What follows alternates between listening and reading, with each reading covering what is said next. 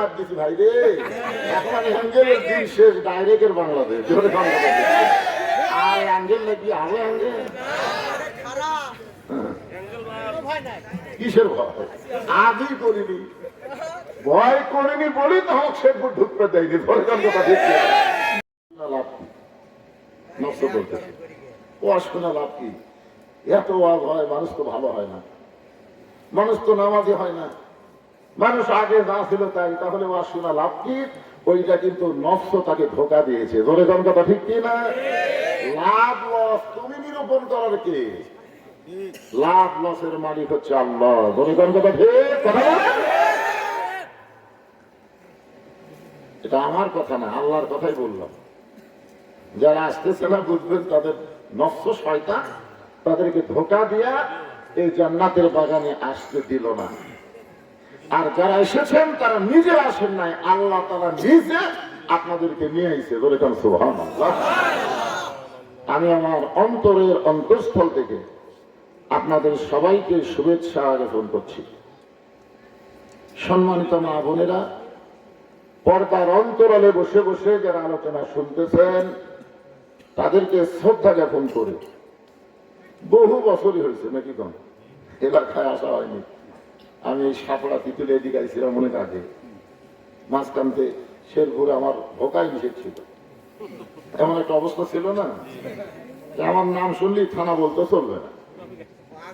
তা আমার মনে হচ্ছিল 41 সাল পর্যন্ত আমার মনে হয় আর শেরপুর ঢোকা যাবে না। কয় সাল? মনে করছিলাম যে 41 সাল বন্দি তারা থাকবে, হয়তো আর ঢোকা টোকা যাবে না। কিন্তু আল্লাহ 24 সালেই যে আরে সাইজ করবে, কি সাইজ রে! খালি হাসিনা পলাইনি, একটা এলাকার মেম্বার চেয়ারম্যান পর্যন্ত পলাছে। ধরে এমপি মন্ত্রী একজনও নেই। এটা সাফান সাফা কুল্লু সাফ।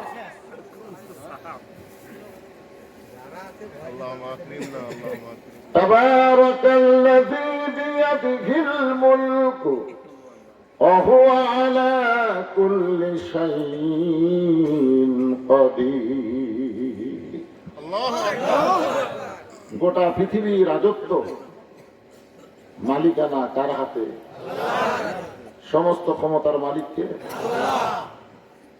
এতে শেখ হাসিনা ভারতে গেছে, আর মোদী সরকার বাংলাদেশকে আক্রমণ করার নানা ধরনের পরিকল্পনা করতেছে। আজকে ফেসবুকে দেখলাম ওই মোদী সরকারের বিরুদ্ধে ভারতে আন্দোলন শুরু হয়ে গেছে। এই সারা মালওয়ানের বাচ্চা আর ক্ষমতা থাকতে পারবি না, হাসিনা শর্ট করা ঢোকার আর কোনো সম্ভাবনা একেবারেই নেই। কি মনে করতেছে? এত বছর পরে আমি আপনাদেরকে জিজ্ঞাসা করতেছি, এই সোনার মানুষগুলো আপনারা কেমন আছেন? আলহামদুলিল্লাহ রাব্বিল আলামিন। যে আল্লাহ শারীরিক সুস্থতা দান করে মানসিক প্রশান্তি লাভের জন্য আজকের এই জান্নাতের বাগানে আল্লাহ আমাদের কবুল করলেন, আমরা সে আল্লাহর উপরে খুশি না বেজার? তাহলে জবান খুলে সমস্বরে সকলে বলবো রব্বানা লাকাল হামদ হামদান কাসীরান তাইয়িবান মুবারাকান ফীহি। আমরা প্রশংসা করলাম কার? কেন করলাম? মাশাআল্লাহ, আমার ভাই আলেম মানুষ তো তার ঘটাঘট বলে দিচ্ছে। আল্লাহর প্রশংসা করার এক নম্বর কারণ হলো জন্মগত ভাবে আমরা মুসলমানের ঘরে জন্মগ্রহণ করছি। কিন্তু একটা সমস্যা আছে। সমস্যাটা কি জানেন? আল্লাহ বলেছেন লা তামুতুন্না ইল্লা ওয়া আনতুম মুসলিমুন।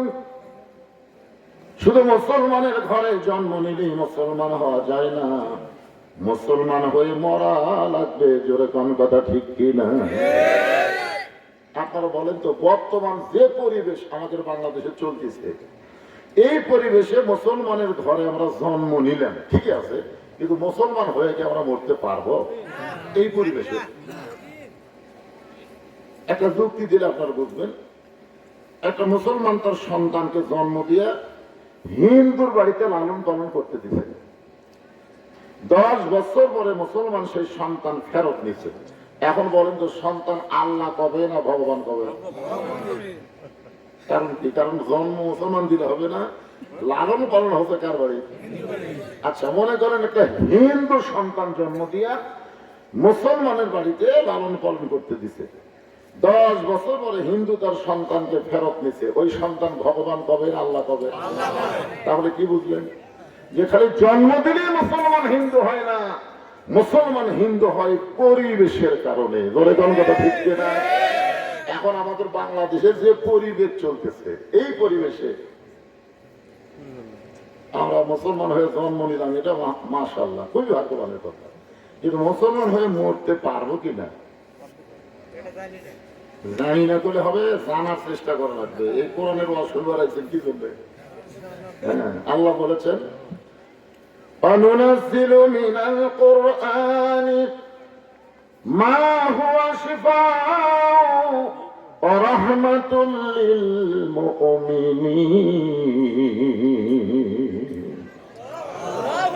মানে কখন আল্লাহ আকবার বলা লাগবে এটা আমি কখন আপনারা বুঝে শোনা।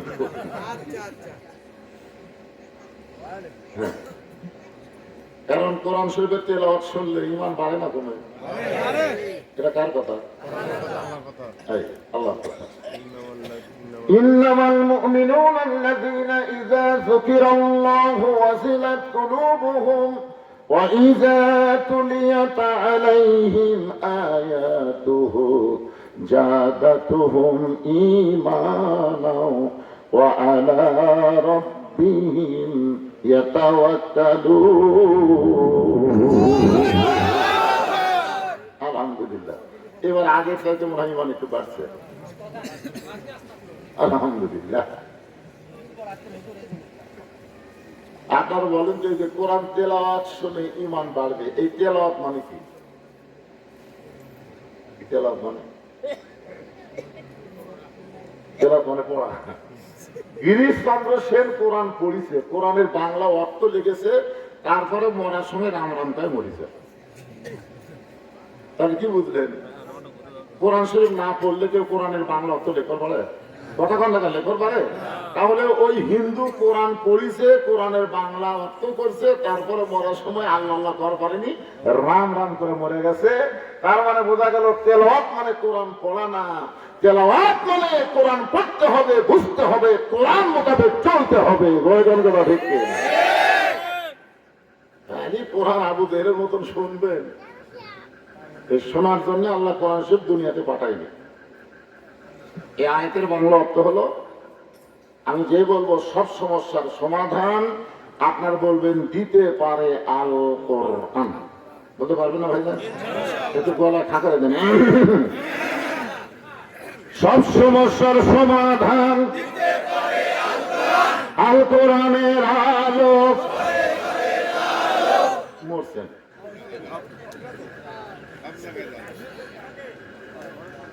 সংসদে করে আবার বিএনপি মন খারাপ করবে,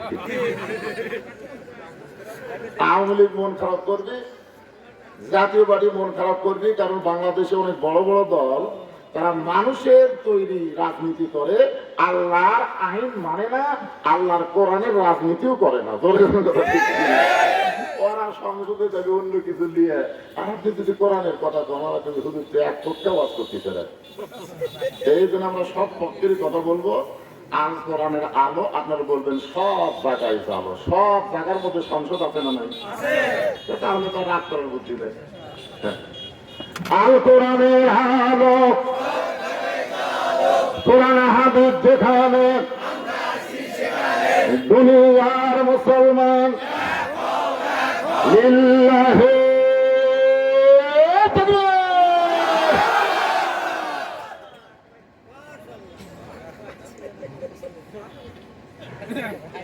শোনেন, একে তো শীত, তারপরে রাত 10টা পরে আছে, আগে ঘুম ছেড়ে শরীর গরম করে তারপরে গরম হবে।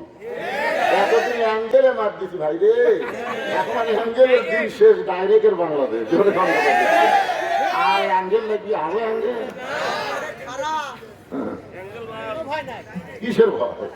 আগেই করিনি, ভয় করিনি বলি তো হোক সে ঢুকতে দেয়নি।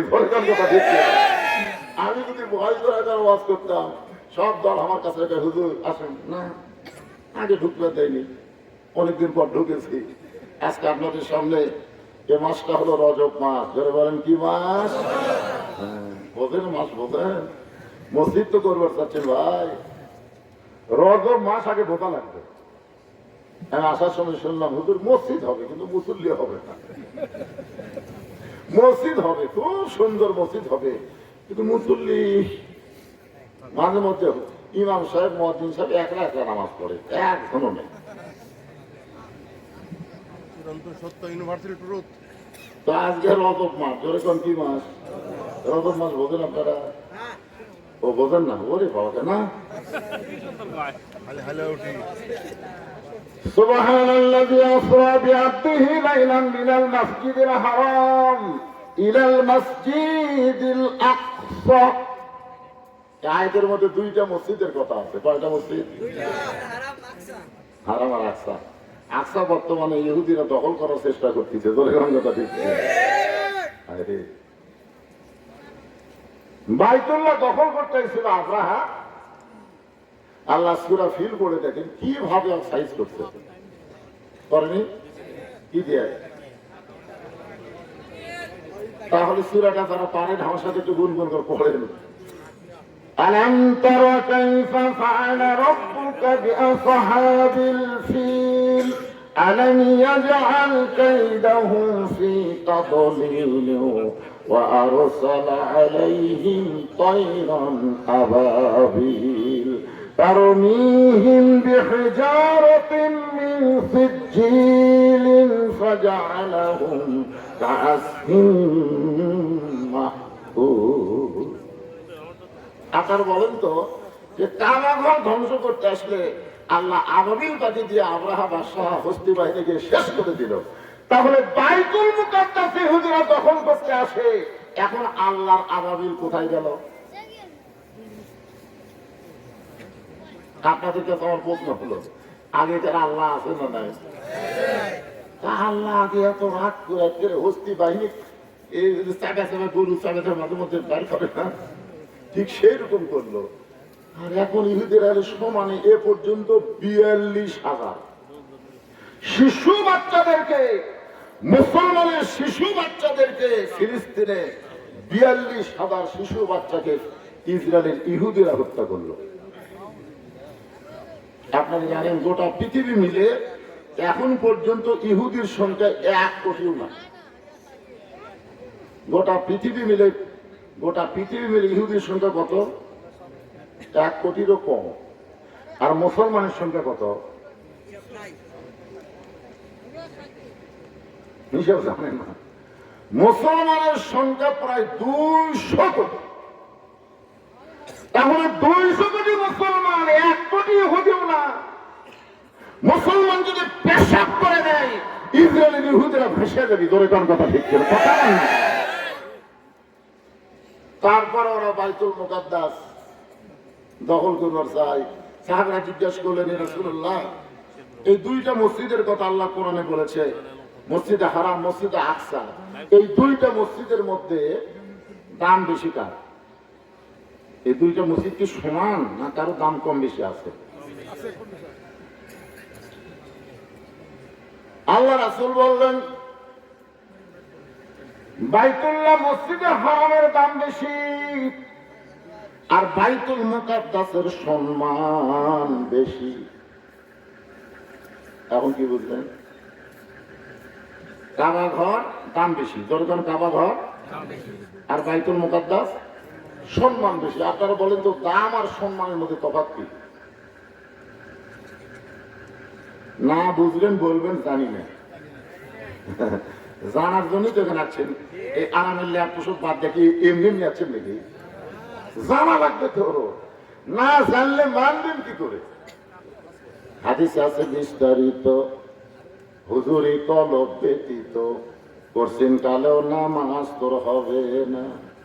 তবে কেন যাও জোয়ারি, মানুষকে দেখাও নামাজ পড়ি, ও তোমার সিদ্ধ বীজে সুফসল ফলবে না। আজও কেন আল্লাহর নামাজ কায়েম করলা না?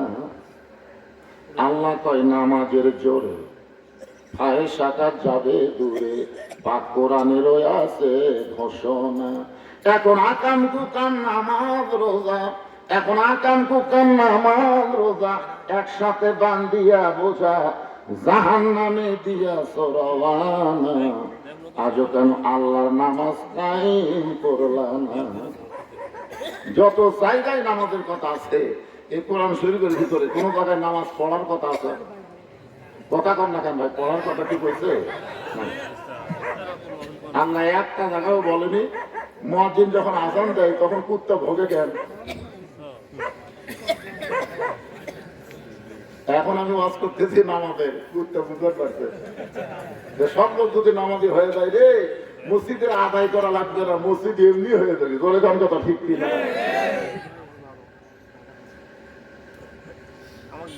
এই মাত্র আসরের নামাজ পড়ে জমির ধান দেখবার গেছে, যা দেখে ওপর জমির পানি সলমল করতেছে, নিচে ওর জমির পানি নেই। ওই তখন চারিদিকে তাকাছে, তাকাছে, তাকে দেখে কেউ নেই। আস্তে করে বসে জমির আলকাটা দিয়ে ওই পানি দিয়ে হাত ধুয়ে আবার দাঁড়ায় চারিদিকে তাকায় বলতেছে আলহামদুলিল্লাহ কেউ দেখেনি। নামাজ পড়ে ঘুষ খায়, নামাজ পড়ে সুদ খায়, আছে না নাই? আমাদের এলাকার এক হাজি মারা গেছে, মুয়াজ্জিন সাহেব মসজিদে বলতেছে দক্ষিণ পাড়ার সুদ আর হাজি মারা গেল। একটা শোক সংবাদ শোনেন, দক্ষিণ পাড়ার সুদে হাজি মারা গেল, মানে এত সুদ খাবে ওয়াজ করার পরে সুদে হাজি হয়ে গেল। কি বুঝতে পারেন যে সুদের 1 টাকা খায়, নিজের মায়ের সঙ্গে 42 বার জিনা করার গুনাহ হয়। আল্লাহ রাসূল সুদের বড় পাপ যখন বলেছে যে সুদের বড় পাপ হলো আল্লাহর সাথে যুদ্ধ করা, এই কথা বলতে নবী কিন্তু মুখ ধরেনি। কিন্তু সুদের নিম্ন পাপ যখন বলবে, নবী নিম্ন পাপ বলতে গিয়ে মুখ ধরছেন। সাহাবীরা বলতেছে তোর মুখটা ধরেন কেন? বলে বলতে আমার শরম লাগতেছে।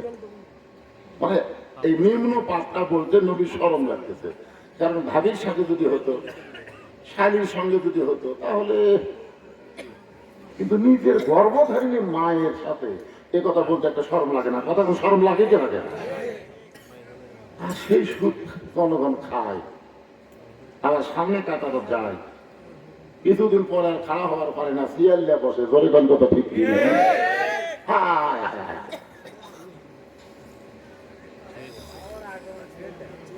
আল্লাহর বান্দার একটু মনোযোগ দিয়ে কথাগুলো শুনবেন।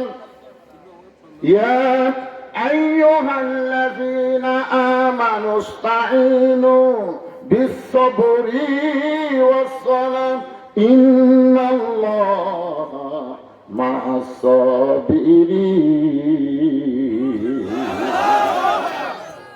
আয়াত থেকে নিয়েই তো আপনাদের সঙ্গে আজকে আলোচনা হবে ইনশাআল্লাহ। আল্লাহর প্রশংসা করার কারণ হলো আমরা ভাগ্য গুণে এমন একটা নবী পাইছি, যেই নবী লাইলাতুল মিরাজে এই রজব চাঁদে আল্লাহ নবীর মিরাজ হয়েছিল আল্লাহর সাথে। ধরে বলেন কার সাথে? এক সময় আল্লাহ তার নবীকে জান্নাত দেখার জন্য তৌফিক দিলেন। আমাদের নবী যখন জান্নাতের মধ্যে প্রবেশ করলেন, এমন সময় নবীর সাথে একজন ফেরেশতা ছিল, নাম হলো তার জিবরাইল। ধরে কোন নাম কি? নবীর সাথে একটা ফেরেশতা, আর আমাদের সাথে কয়টা আছে?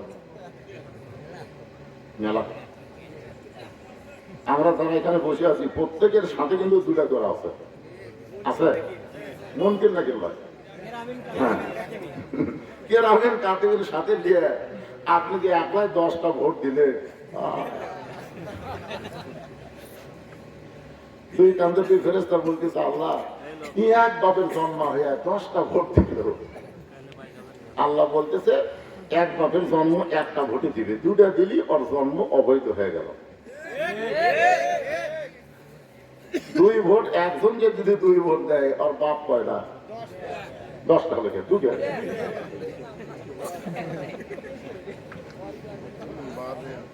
তোমার 2 কান্দে 2 মোহরি লেখিতেছেন ডায়েরি, 2 কান্দে 2 মোহরি লেখিতেছেন ডায়েরি, দলিল দেখে রায় দিবে, টাকা পয়সার নাই কারবার, কিরামান কাতিবিনা ইয়ালামুনা মা তাফআলুন।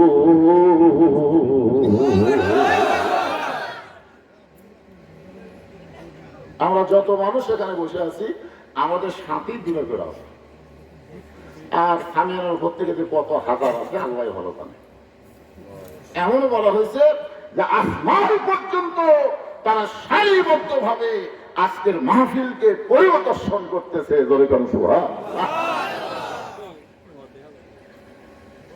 এখন আপনাদের কাছে আমার প্রশ্ন হলো, আল্লাহ নবীর সাথে কি দুটা ফেরেশতা আসছিল? কেরামান কাতিবিন কি আমাদের নবীর সাথে ছিল? কি মনে হয় আসলো? ওই দুই ফেরেশতা কোন জায়গা থাকবে? আগে জায়গার নাম কত? কোন জায়গা? কথা কয় না পারে নবীর কান্ড ফেরেশতারা থাকছি, এইরকম কথা আপনার বলে করলেন। ফেরেশতা জিবরাইল এসে দেখে নবী ঘুম পাড়তেছে, তো বললেন আল্লাহ আপনার নবীকে আপনার আরশে নিয়ে যাওয়ার হুকুম দিলেন, কিন্তু নবী যে ঘুম পাড়তেছে আমি কি করব? আল্লাহ বললেন নবীকে ডাক দাও। জিবরাইল বললেন আল্লাহ কিভাবে ডাক দিব? বলে তোমার জিহ্বা বার করে নবীর পায়ের তালুতে সুর করে দাও, তাহলে নবী ঘুম থেকে চেতন পাবে। ফেরেশতার সর্দার জিবরাইল যদি নিজের জিহ্বা বের করে নবীর পায়ের তালুতে সুর করে দেওয়া ঘুম ভাঙ্গায়, সেই নবীর কান্দে চড়ার মতন যোগ্যতা কোন ফেরেশতা নাই। ওরাফানা লাকা যিকরা, এই আয়াতের তাফসীরটা পড়বেন। এই ধার দেখিয়ে বাইরে মেয়ে মানুষের মতন শোনা, বাইরে মেয়ে মানুষের মতন। আমার মা বোনদের জন্য বসার ব্যবস্থা করেন আপনারা? করছেন কোন দিকে? আচ্ছা ঠিক আছে।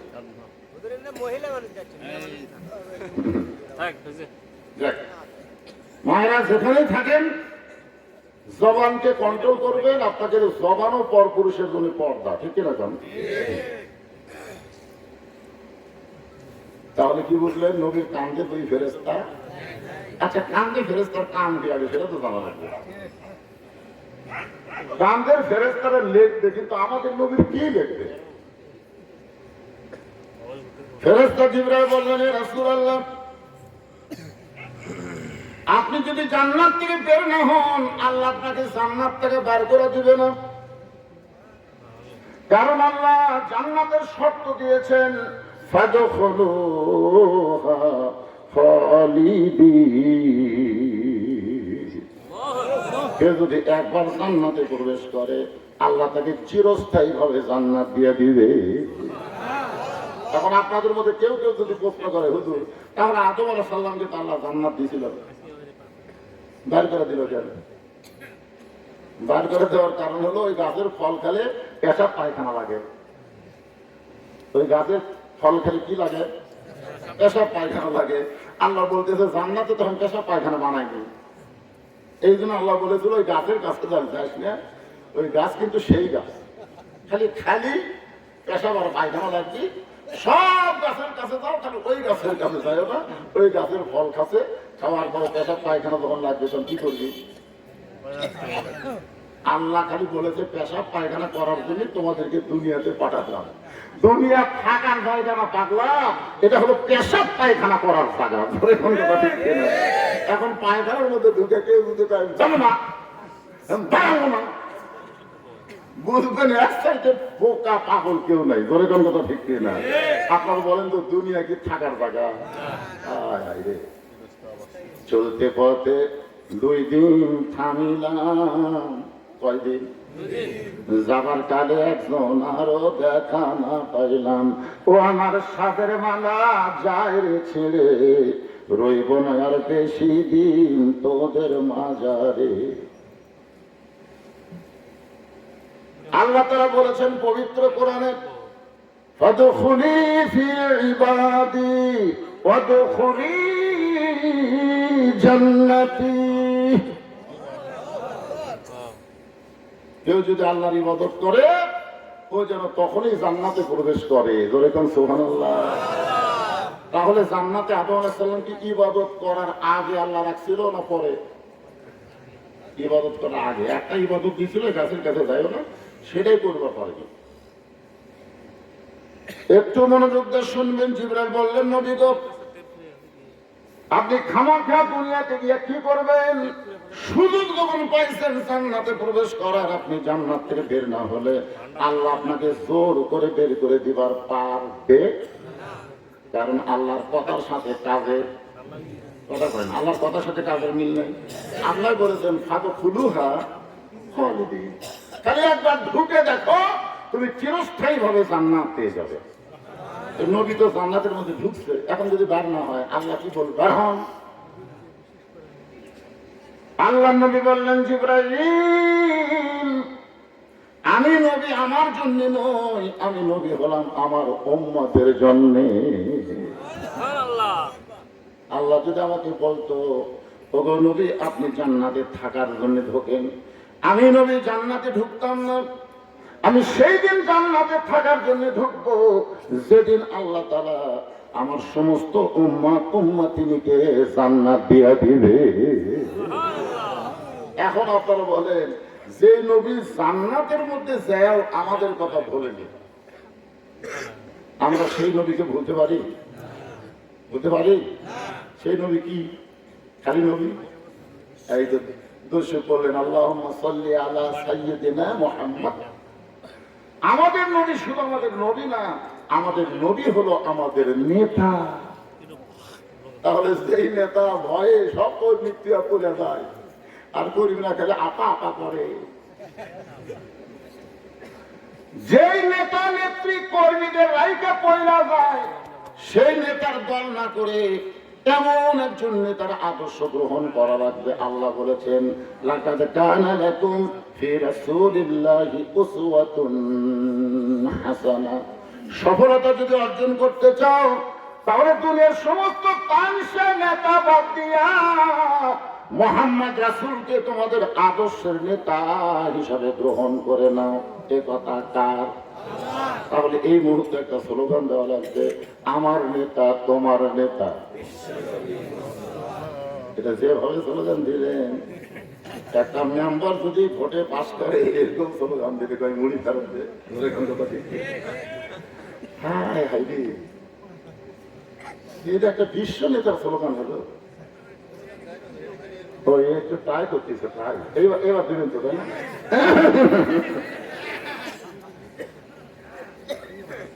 যে বলবো আমার নেতা তোমার নেতাকে জবান খুলে সার যেরকম সাউন্ড আছে সেটা দিবে, আমার নেতা তোমার নেতা। মাশাআল্লাহ। অনেকে মনে করছে হুজুর কি একলাই ফ্যাট করছে নাকি, এরকম মাঝে মাঝে স্লোগান দিলে কেউ না রে হুজুর একলা না রে, সামনে জনগণ আছে, জনগণ আছে না? না, আমরা আল্লাহর প্রশংসা করব। এই কারণেই বেশি বেশি আল্লাহ আমাদেরকে এমন একটা কিতাব দিলেন যে কিতাবের মধ্যে কোনো সন্দেহ, যালিকাল কিতাবু লা রাইবা ফি হুদাল লিল মুত্তাকিন, যে কিতাবের মধ্যে কোনো ধোঁকা, যে কিতাবের মধ্যে কোনো গোজামিল। এখন আপনাদের কাছে জানতে চাচ্ছি, বর্তমান বাংলাদেশ যে আইনে চলতেছে সে আইনের মধ্যে ধোঁকা, গোজামিল, সন্দেহ। যে সংবিধান দিয়ে বর্তমান বাংলাদেশ চলতেছে এই সংবিধানের মধ্যে ধোঁকা, গোজামিল, সন্দেহ আপনারা স্বীকার করলেন। তাহলে যে সংবিধানের মধ্যে গোজামিল আছে, ধোঁকা আছে, তারপরে সন্দেহ আছে, যে আইনের মধ্যে গোজামিল আছে, ধোঁকা আছে, সন্দেহ আছে, সেইগুলোকে পায়ের তলে দফন করে আল্লাহর কোরআনকে বাংলার জমিনে প্রতিষ্ঠা করা লাগবে বলে কথা ঢুকছে না। কারণ যার মধ্যে কি নাই, যার মধ্যে কি নাই, ধোঁকা নাই, যার মধ্যে গোজামিল, সেই কোরআনকে সামনে থুয়ে হায় হায় রে কি আমরা চলতেছি, আর বলে আমরা মুসলমান হয়ে মরবো, এতই সোজা। আল্লাহ ডাকতে বললেন ইয়া আইয়ুহাল্লাযীনা আমানু, যারা আমাকে বিশ্বাস স্থাপন করেছো, তোমরা যদি আমি আল্লাহর কাছে কিছু পাবার চাও, আস্তাইনু, যদি আমার কাছে কিছু পাবার চাও, বিসসাবরি ওয়াস সালাহ, আমি আল্লাহর কাছে পাইতে গেলে তোমাদের মাধ্যম লাগবে দুইটা। জোরে বলেন কয়টা? একটা হলো ধৈর্য, আর একটা হলো সালাত, মানে আমরা তাকে বলি নামাজ। আপনারা বলেন তো নামাজের সাথে আল্লাহ ধৈর্যের কথা কেন বললেন? আপনারা নিজেরাই চিন্তা করে দেখেন, আপনারা কিন্তু কোনো জায়গার যায় ঘড়ি দেখেন না, কিন্তু মসজিদের মধ্যে ঢুকলেই বারবার ঘড়ি দেখেন। জোরে কোন কথা ঠিক কিনা? সত্যি কথা বলা লাগছে যে 5 মিনিট পরে কিন্তু আপনার আসরের জামাত হবে। এটা কিন্তু আপনারা জানেন যে 4:15টায় আসরের জামাত হবে। আর আপনারা মুয়াজ্জিনকে রাখছেন ওই কারণে টাইম মতো আকামত দেওয়া লাগবে। জোরে কোন কথা ঠিক কিনা? এটা আপনারা জানেন। ইমামও কিন্তু মোটামুটি চালাক ভালো আছে, এটা 4:15টায় আসরের জন্য মেহরাবের মধ্যে দাঁড়াবে। তারপরেও আপনারা বারবার ঘড়ি দেখতেছেন, কারণ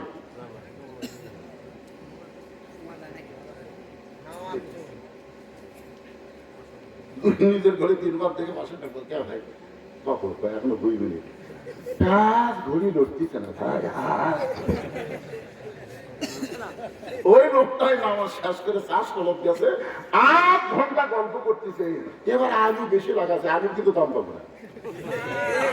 এইবার কিন্তু আমাদের শেরপুর ধানের শীষ আর গাড়ি পল্লার খেলা হবে রে। এইবার কিন্তু শেরপুর এ হবে সে হবে। এসপি হাবিব টুটি গেল, ওঙ্গা করবার মজনু পলালো। চিন্তা করতেছেন এই 8 ঘন্টা ধরে গল্প করতেছেন, একটা বারো আপনার ঘড়ি দেখেন না, একটা বার ঘড়ি দেখেন তো মসজিদের মধ্যে ঢুকলে এত ঘড়ি দেখেন। ঠিক ঠিক, এই জন্য তো আল্লাহ বলতেছেন আল্লাহ তাআলা বলতেছেন ইন্নাল্লাহা মা'আস সাবিরিন, নিশ্চয় আমি আল্লাহ ধৈর্যশীলদের সাথে আছি। যারা ধৈর্যশীল তাদের সাথে আছে কে? একটু মনোযোগ দিয়ে শুনবেন। আল্লাহ হজ নবীকে দুনিয়াতে দিলেন, যাকাত আল্লাহ নবীকে দুনিয়াতে দিলেন, রমজান মাসে রোজা আল্লাহ নবীকে দুনিয়াতে দিলেন। কিন্তু আমরা যে 5 ওয়াক্ত নামাজ পড়ি, এই নামাজটা কিন্তু আল্লাহ নবীকে দুনিয়াতে দিলেন না, আল্লাহর আরশে নিয়ে গিয়ে নবীকে 5 ওয়াক্ত নামাজ দিলে।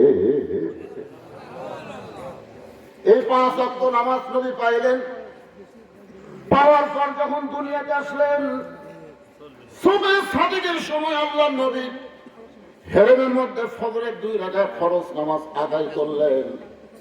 নামাজটা আদায় করার পরে নবী যখন হেরেম থেকে বের হচ্ছেন, সর্বপ্রথম যার সঙ্গে নবীর দেখা হলো মেরাজের পরে, সর্বপ্রথম যার সঙ্গে দেখা হলো তার নাম হলো আবু জেহেল।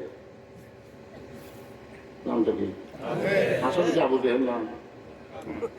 আবুল হাকাম, ওর নাম হলো উমর ইবনুল হিশাম। হ্যাঁ, নামটা খেয়াল করবেন। নবী সবসময় 2টা উমরের হেদায়েত কামনা করত, একটা হলো উমর ইবনুল খাত্তাব আর একটা হলো উমর ইবনুল হিশাম। তো সেই যুগের মানুষ তাকে জ্ঞানী বেশি হওয়ার কারণে আবুল হাকাম বলে ডাকতো। আবুল হাকাম মানে জ্ঞানের বাপ। কিন্তু পরে নবী নাম দিলেন আবু জেহেল, মানে মূর্খের বাপ। আপনারা বলেন তো, বাংলাদেশে অনেক জ্ঞানী আছে, তার মধ্যে একটা হলো নিজুম মজুমদার। ধরে কারণ সালাকি মজুমদার। আমাদের বাংলাদেশে বহু শিক্ষিত মানুষ আবু জেহেল। আমি নাম ধরবো না, ইশারা ইঙ্গিতে বলবো, দেখে বুঝতে পারবেন আপনারা। সর্বপ্রথম আবু জেহেলের সঙ্গে নবীর দেখা হলো। আবু জেহেল নবীর চেহারার দিকে শুধু তাকায় আছে, তাকায় আছে, তাকায় আছে, চোখ ফিরায় না। আল্লাহ নবী বললেন, চাচা আপনি আমার দিকে তাকায় আছেন, আপনি যে চোখ ফিরান না, কারণ কি? আবু জেহেল বলতেন, সন্ধ্যার সময় তোমাকে দেখলাম তুমি সুন্দর, কিন্তু সকালবেলা দেখতেছি তুমি অতীব সুন্দর। এত সুন্দর তোমার চেহারা, আমি চোখ নিচের দিকে নামাবার পারতেছি না। 400 গ্রহ তারা তারি নূরের ইশারা, নইলে যে অন্ধকারে ডুবিত এই ধরনী। সবাই বলেন নবী মোর পরশমণি, নবী মোর সোনার খনি, নবী নাম ভাবে যেজন সেই তো দোজাহানের ধনী। আল্লাহ নবী বললেন, চাচা সুন্দর সময় আপনি আমাকে দেখেছেন আর সকালবেলা দেখেছেন, এর মধ্যে একটা ঘটনা ঘটে গেছে। আবু জেহেল বলে, বাগান কি ঘটনা? বলে, ঘটনা হলো আজকে গভীর রাত্রে আমি ঘুমিয়েছিলাম কাবার পাশে, ফেরেশতা জিবরাইল আমাকে ঘুম থেকে চেতন করে জমজমের কুকুরে পানি দিয়ে ওযু করানোর পরে বুরাকের পিঠে করে বাইতুল মুকাদ্দাসের ভিতরে আমি 2 রাকাত নামাজ পড়ালাম। সেখান থেকে 7 আসমান পাড়ি দিয়ে আল্লাহর আরশে পৌঁছে গেলাম। আল্লাহর সঙ্গে আমার দেখা হলো। আল্লাহ তাআলা আমাকে 5 ওয়াক্ত নামাজ দিল। এই 5 ওয়াক্ত নামাজ নিয়ে আমি আবার রাতারাতি দুনিয়াতে ফেরত আসলাম।